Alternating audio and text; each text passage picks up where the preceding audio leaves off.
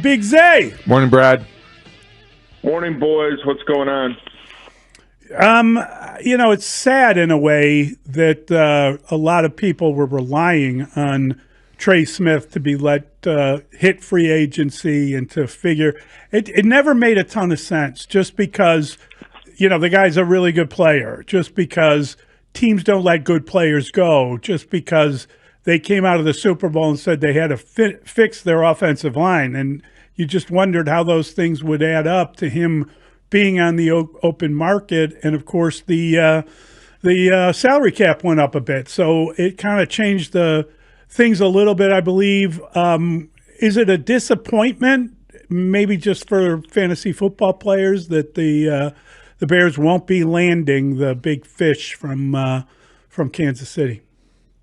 Well, I mean, the more talented players that are available, the better things are going to be. But it's a disappointing blow for those who have got the Bears, signing 7 to 8 players making $15 million or more a year in free agency. I mean, that's a setback for them, and they're going to have to regroup and take a look at it and figure out where they go from here. But I began the week, guys, thinking, is he part of the Cadillac plan? I don't know the answer because we're not going to see him get to the open market here.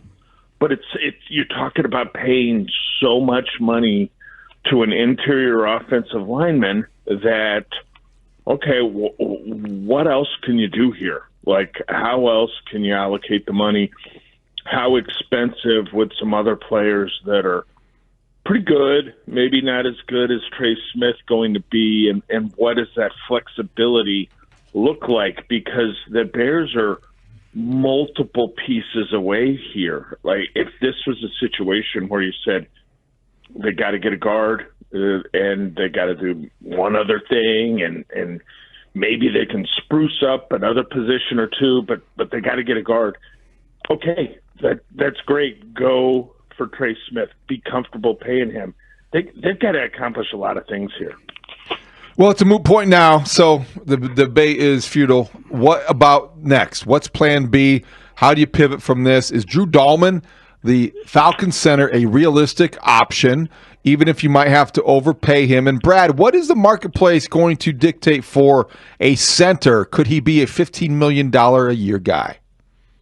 Well, I think Drew Dahlman's the best center that's available. He's 26. He's been pretty durable with the exception of missing some time with an ankle injury this past season. But Stanford product, so you'd be getting a smart guy. His father played offensive line in the league. So this is a guy who grew up around the game, knows how to be a professional. And we're talking about a position where the Bears have struggled to get beyond kind of a year-to-year plan. They've used 4 starting centers in week 1 over the last 5 years. And the guy who kind of held it down, but not too long ago, was Cody Whitehair, who was probably better at guard. And, but by need had been moved inside. I want to say he had 61 of his 118 starts for the Bears. It's a center position. So, poor draft for the center position. So, yeah, I think Dahlman could do real well for himself on the open market here. The top of the market is at about $18 million. That's Creed Humphrey in Kansas City, who got that this past year. And then you have to go a ways to get to number 2, and that's Frank Ragnow of the Detroit Lions at $13.5 million. And some people might say, well, Drew Dahlman's not the second best center or third best center in football. I don't think people are going to argue that, but you know what he is? He is the guy that's coming on the marketplace. He is the guy that's available, and it's what the market will bear. And as you guys mentioned, the cap's gone up. So I could certainly see him challenging Ragnow for being the second highest paid center in the league. So, they seemingly, the priorities don't change, you just have one player off the market. Does that mean that the priority shifts to the draft? Does that mean, I mean, surely you're going to sign some players here, and surely they've got to sign. Yeah, you got to get gonna be offensive busy. linemen. But I'm just asking, does this kind of indicate that maybe they don't have as much leeway at the top of the draft that you thought they might? Not necessarily. I think it depends on how things fall here. I really do. If they sign Drew Dahlman and they get a guard that they're really happy about, a guard that they believe can be, a guy for them for 3 years anyway. Right. You're talking about getting 2/3 of that inside piece fixed. Then you could add a bridge player at some point, right? You could sign a guy where, you'd be comfortable with him for a year, or you could simply wait until the draft. And if you sign that bridge guy, you could still select one in the draft. Like, ultimately, Right. you want to get to a position where you're not really pigeonholed going into the draft in terms of what you got to do. And best player available is sort of that's this utopia. Like, it's not reality, but you get as close to it as you can.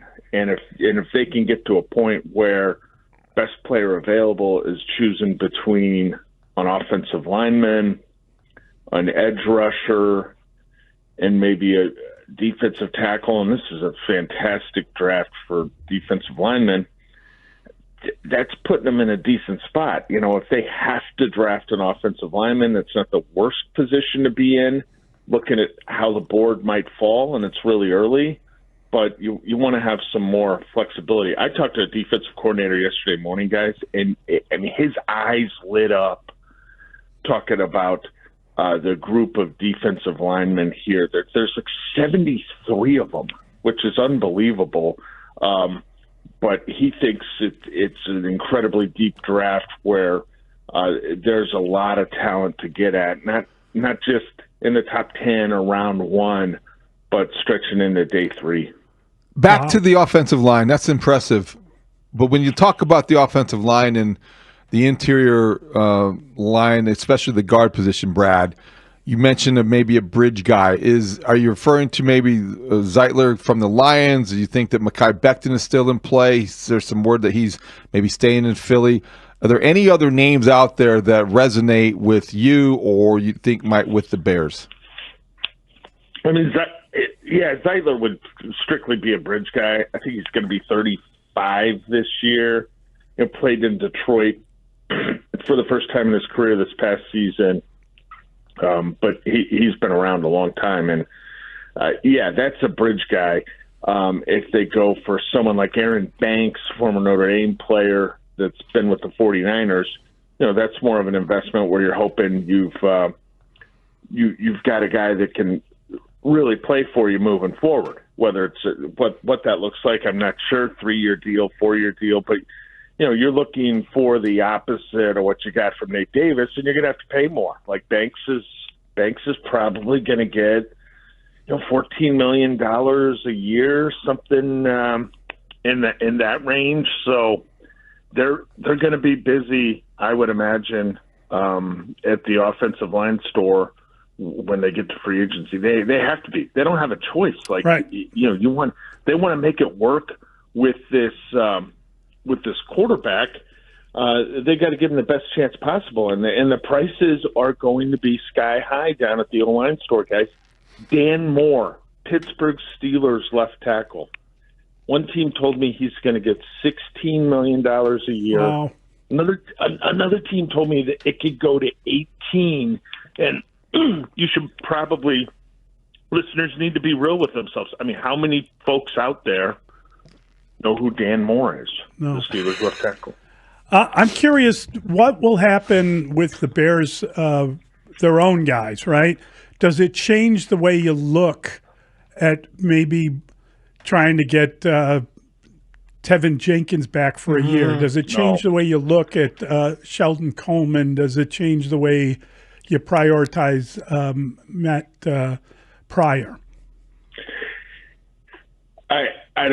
I don't think there's any way they can talk about bringing back Tevin Jenkins. Like he needs a fresh start elsewhere. Right. Like whatever they had going on here wasn't working. The guy could not finish way too many ball games, and yeah, that's a hard no. Some people think he's going to get a decent payday, and I'm like, I saw him, Brad. I saw him listed as the 10th best offensive lineman available. Yeah, I mean, if you sign him, you better be prepared for him to miss 2 or 3 ball games and not finish another 4 or 5. Like, I mean, you better be prepared just based on his history the past 3 seasons with the Chicago Bears. Coleman Shelton ought to do what did he play for $3 million this past year. Yeah. He might do a little bit better for himself, just based on need. And again, it's a particularly poor draft at that position in the draft.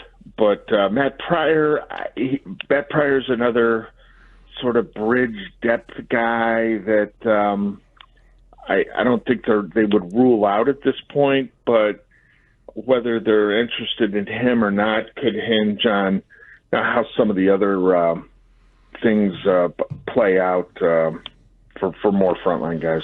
Just to answer your question, Dan Moore is a 4th-year offensive tackle from Texas A&M, Brad. He was a 4th-round draft pick in 2021. Thanks. Yeah, I'm sure you. He had that written down in front of him. Guys, Dave's got Wikipedia working in the studio this morning. Well, speaking of Texas A&M guys, so yesterday, Shamar Stewart, 6'5", 267, defensive end, ran a 4.59 40, 40-inch vertical, 10.11 broad jump. It was in the 99th percentile of combine performances ever. You know that Ryan Poles is a traits guy. Might Shamar Stewart work his way onto the Bears board? I mean, he could be on there somewhere, but I think the problem with Shamar Stewart is how does he play football? Like he's physically the guy's wildly gifted, right? Shamar Stewart had 4.5 sacks in 3 seasons of college football, so the production does not match the athletic ability. Like there's a huge disparity there. So he's one of those guys that no, not at 10. I mean, no way. No way, no. Yeah, no. So and you know what? I mean, someone's going to feel like they can coach him up and get that out of him, but yeah, it's a classic example of the athletic ability just doesn't flash on tape, at least with the production. What would you do if you had a chance to take Abdul Carter at 10? I mean, 10 seems like worthy of risk, but it's hard to say because you haven't seen the medical. Yeah, I just if he doesn't require surgery and is going to work out at his pro day, I don't know that it's going to ding him a whole lot. Like there's probably a lot of information to get to with him. The Bears didn't have such good luck when they got a guy with a foot issue a long time ago, and David Terrell also came from the Big Ten, played a different position. But yeah, you know, I'd just be wildly guessing about something I know nothing about, which is you know, his foot issue. But if he's clean, I mean, he's top 2, top 3. The only way he probably goes to 3 is if the quarterback gets in there at the top, right? Yeah, but if he's clean is a huge caveat, because if he's clean, the story isn't a story. And if he avoids surgery now, does that mean he avoids it next year? Forever. Or forever? I don't know. Yeah, something about a stress reaction is very concerning. Yeah, I'm with you there. But if it, you know what? If it's concerning enough at 3 or 4, or drops them out of the top 5, are the Bears really in a spot to take a shot on that guy at 10? You know what I mean? I don't think so. Do you? They need dudes that can help. Yeah. They need dudes that can produce. They've got to Dudes that aren't pre-injured.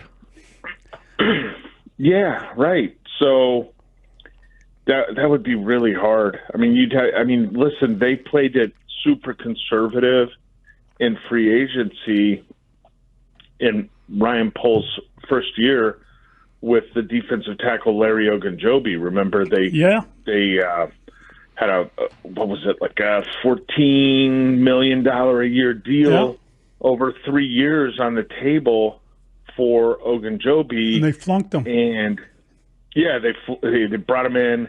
They failed him on the physical, but it took so much time from the point that they had agreed to the deal to him to get in and do the physical that a lot of the other guys that maybe they would have pivoted to were off the board, and the agent was really pissed off. Like I ran into the guy last night. He's still steaming about this. Wow. Larry Ogunjobi, by the way, has played in a lot of games for the 48 games for the Pittsburgh Steelers over the last 3 seasons. Oh, so that foot is, well, I'm just saying the foot issue was not real. Goes to show you can play it conservative, and maybe the Bears will tell you it was the right call at the right time for him, and you gotta go with your professionals, the people you lean on. But Larry Ogunjobi hasn't missed time with the foot issue as a member of the Pittsburgh Steelers. Have they made a decision on the quarterback yet? I heard from someone that the Steelers. Yeah, they're moving on from Russ, and they want Justin Fields to come back, but they're probably going to take one. Yeah, I don't know when, but they'll take one in the draft. Yeah, You haven't heard that? It's been great to be kind of free of quarterback discussion at this time of year especially with all the names floating around and all the possibilities right now. The Matthew Stafford thing's a little wild. It's a little crazy. It doesn't make a whole lot of sense if you're the Rams. If you were covering that would be the horror story of all time, trying to figure out if Aaron Rodgers would be. I just think about all the names that are out there. Yeesh. Yeah, that would be, and Darnold, and it's that's why the next. What are we at, Friday? Yeah, the next couple weeks here is going to be really, really entertaining. Never stops. Good stuff, Brad. Great stuff, Biggsy. Take care.